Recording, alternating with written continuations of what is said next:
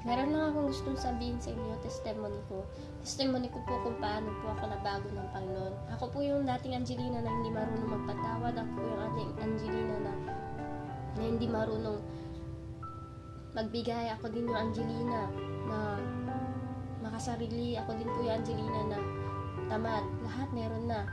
Hindi ko ginagalang magulang ko. Hindi ko ginagalang yung mga nakakatanda sa akin. Dumating po ako sa puntong ako din yung taong sa tahanan po namin is ang daming gulo, ang daming gera, ganun po. And then dumating yung time na nakakapagod, nakakasawa, nawawalan ka ng pag-asa, paulit-ulit na lang na nangyayari sa buhay mo. That time, dumating ako sa puntong gusto ko lang magpakamatay mo. Pero gabi mo, hindi ko alam yung time na yun is mababa pala yung tubig na pinagaanan ko.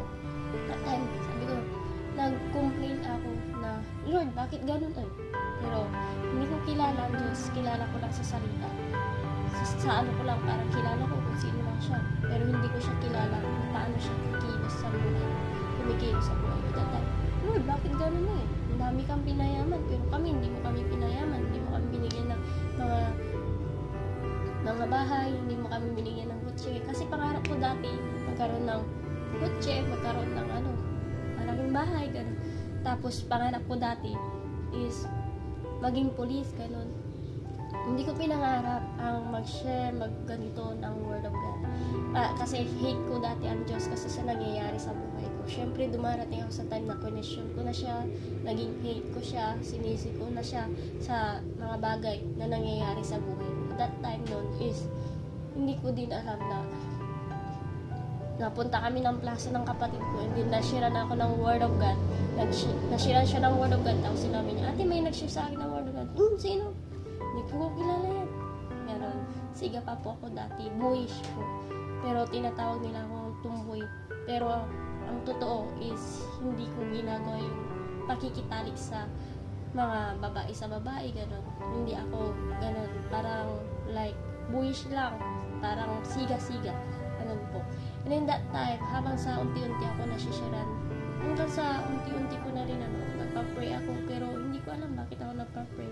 Tapos noon nagba-Bible study kami sa plaza, minsan nga po, tumatakas lang kami para makapinig ng Word of God kasi, syempre dati, papaluin kami, ganun, nagiging stricto sila pag damo sa salita ng Diyos na ganun. Kaya that time nun, is, unti-unti akong nabago, kahit na sumasama lang ako dahil sa pagkain. Sumasama lang ako dahil sa pagkain, dahil sa mga kasama, kasi enjoy, ganun.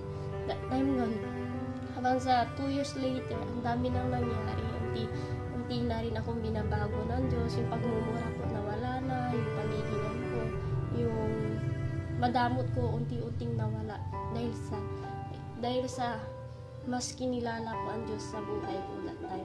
Hanggang sa nung grade 10, doon ako mismo nagkaroon ng katatagan para ipangaral ang salita ng Diyos. Para sabihin yung kabutihan ng Diyos sa lahat ng tao. Kasi that time hindi ko alam ang mag-share. Pero ang ginawa ko muna, unang-una, is nagbasa ako ng Biblia. Ito, yung katotohanan. Dahil sabi ng salita ng Diyos, malalaman ninyong katotohanan na magpapalaya sa iyo. Alam ko na hindi religion ang makakapagbabago sa atin. Only sa salita ng Diyos, only ang Panginoong Jesucristo sa relasyon natin. At kapag once na nagbabasa tayo ng Word of God, nagkakaroon tayo ng pagbabago ng puso. Nagkakaroon tayo ng pagbabago ng puso. Kasi sa salita ng Diyos, lahat ay tama. Walang masama sa salita ng Diyos. Nagtutuwid, nagwa-warning, nagbibigay ng pag-ibig, nagmamahal sa atin. So, ibig sabihin yung Word of God, ang katotohanan ay ang salita ng Diyos. Ang katotohanan ay ang Panginoong Jesus. Dito natin matatagpuan sa salita ng Diyos. And then, kung ang anak ka ng balaya sa'yo, tunay ka nga magiging malaya. Alam niyo po ba, nagkaroon ako ng kalayaan dahil kay Lord, dahil kay Jesus. Nung natanggap ko siya, na unti-unti ko siyang tinanggap hanggang sa unti-unti ko pinag-aaralan ko ano yung salita niya. Unti-unti ko din nalaman ang katotohanan na nagpalaya sa akin sa buhay ko. And then, ang dami akong hiningi na natanggap ko kay Lord. Kaya, nananampalataya ako kahit na ang Diyos is hindi ko siya nakikita. Kasi binago niya ko. Kasi yung bagay na meron sa akin ngayon, itong katotohanan, itong Word of God.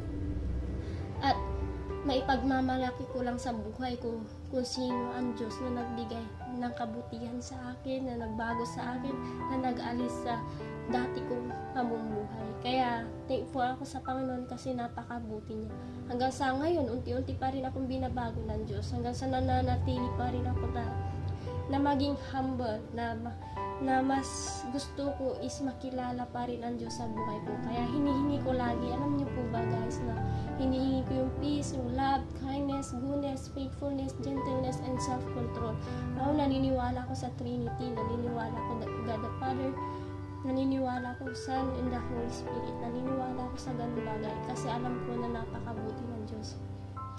At ito pa, ang bagay na nagkaroon ako ngayon is si Holy Spirit na ipinagkaloob ng Panginoong Jesus nung siya time na umalis na siya papuntang langit kasi binigay niya yung tagatulong. Si Holy Spirit, siya yung nagbibigay. Alam niyo po ba na si Holy Spirit, siya yung nagbibigay ng conviction sa atin, siya yung nagbibigay ng passion sa atin, sa maraming tao.